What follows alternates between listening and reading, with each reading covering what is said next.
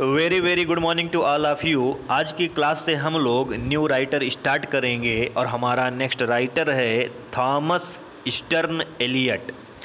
Thomas Stearns Eliot को हम short form में टी.एस. एलियट कहते हैं। टी.एस. एलियट की लाइफ का जो स्पैन है वो 1888 से 1965 का स्पैन है। सबसे पहले टी.एस. एलियट की जो बायोग्राफिकल इन्फॉर्मेशन है, जो बायोग्राफी है, उसको हम कंफर्म करते हैं, क्योंकि पीजीटी के एग्ज़ाम में बायोग्राफी से क्वेश्चन पुटअप किए जाते हैं। टी.एस. एलियट का जो बर्थ है वो 26 सितंबर 1888 को हुआ था और टी.एस. एलियट की बर्थ का जो प्लेस है वो है सेंट लुइस, मिसौरी, यूएस। मतलब यूनाइटेड स्टेट में एक स्टेट है जिसका नेम मिसौरी है और मिसौरी की जो सेकेंड लार्जेस्ट सिटी है उसका नेम सेंट लुइस है और यहीं पर टी.एस. एलियट का बर्थ हुआ था। टी.एस. एलियट के फादर का नाम हेनरी एलियट था और टी.एस. एलियट के फादर एक सक्सेसफुल बिजनेसमैन भी थे। टी.एस. एलियट की जो मदर हैं उनका नेम शार्लोट सैम्पी स्टर्न था। वो एक सोशल वर्कर थी, इसके साथ ही साथ वो एक राइटर भी थी। अब हम टी.एस. एलियट की एजुकेशन को डिस्कस करते हैं। टी.एस. एलियट की जो प्रीलिमिनरी एजुकेशन है, जो बेसिक एजुकेशन है, जो प्रारंभिक शिक्षा है, वो सेंट लुइस डे स्कूल में हुई थी। इसके बाद में टी.एस. एलियट जी हार्वर्ड यूनिवर्सिटी जाते हैं पीएचडी की डिग्री के लिए। टी.एस. एलियट ने अपनी एजुकेशन मार्सन कॉलेज ऑक्सफोर्ड से भी रिसीव किया था। होता क्या है कि टी.एस. एलियट जी ने सबमिट किया था, अपनी थीसिस को सबमिट किया था पीएचडी की डिग्री के लिए। टी.एस. एलियट ने थीसिस लिखी थी फिलॉसफी पर, उन्होंने अपनी थीसिस लिखी थी। टी.एस. एलियट जी ने सबमिट भी कर दिया था, लेकिन टी.एस. एलियट जी रिटर्न नहीं होते हैं यूनिवर्सिटी को अपनी डिग्री को लेने के लिए हार्वर्ड यूनिवर्सिटी से। टी.एस. एलियट की जो वाइफ थी उनका नेम वर्जीनिया हे था। टी.एस. एलियट जी ने स्कूल टीचर के भी तरीके से काम किया है, मतलब उन्होंने एक स्कूल में पढ़ाया भी है। टी.एस. एलियट जी ने बाद में ज्वाइन कर लिया था, लुइस बैंक को ज्वाइन कर लिया था और यहाँ पर भी टी.एस. एलियट ने वर्क किया था। टी.एस. एलियट जी एक अच्छे फ्रेंड थे एजरा पाउंड के। एजरा पाउंड जो है वो एक अमेरिकन राइटर और क्रिटिक है जिसका लिटरेचर में बहुत ही इम्पॉर्टेंट प्लेस है। तो एजरा पाउंड की और टी.एस. एलियट की फ्रेंडशिप बहुत ही अच्छी रही है और लिटरेचर में आगे चल कर के टर्निंग पॉइंट भी लेकर के आती है ये फ्रेंडशिप। टी.एस. एलियट जी असिस्टेंट एडिटर भी रहे हैं एक मैगज़ीन की जिसका नेम था दी इगोइस्ट। इसके साथ ही साथ टी.एस. एलियट जी एडिटर रहे हैं एक मैगज़ीन के जिसका नेम क्राइटेरियन था। टी.एस. एलियट जी की जब फर्स्ट वाइफ की डेथ हो जाती है तब टी.एस. एलियट जी नेक्स्ट मैरिज करते हैं और टी.एस. एलियट जी नेक्स्ट मैरिज अपनी प्राइवेट सेक्रेटरी से करते हैं। प्राइवेट सेक्रेटरी का नेम वैलरी फ्लेचर होता है। टी.एस. एलियट जी एक पब्लिशिंग हाउस के पब्लिशर भी थे और उस पब्लिशिंग फर्म का नाम था फैबर एंड फैबर।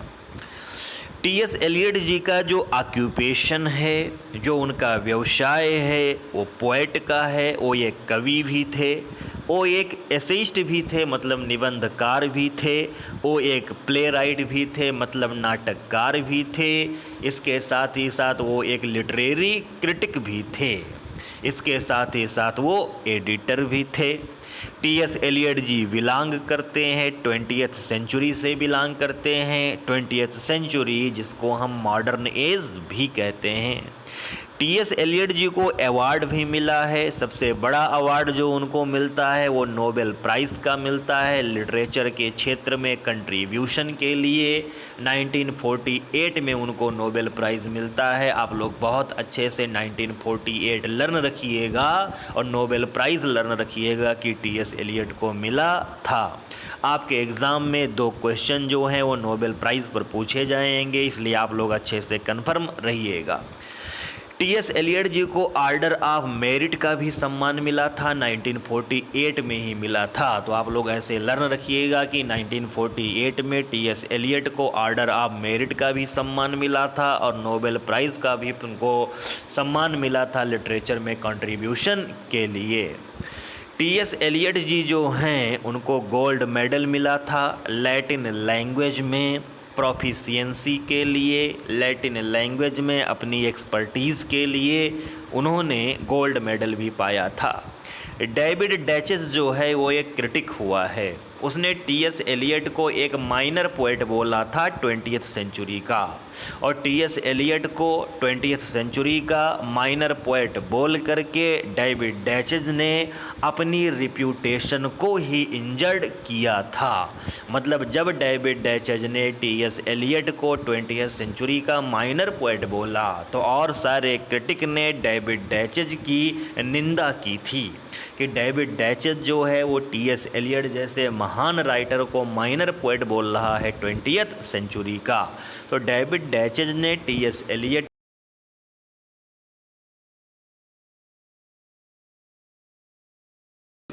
को इंजर्ड किया था।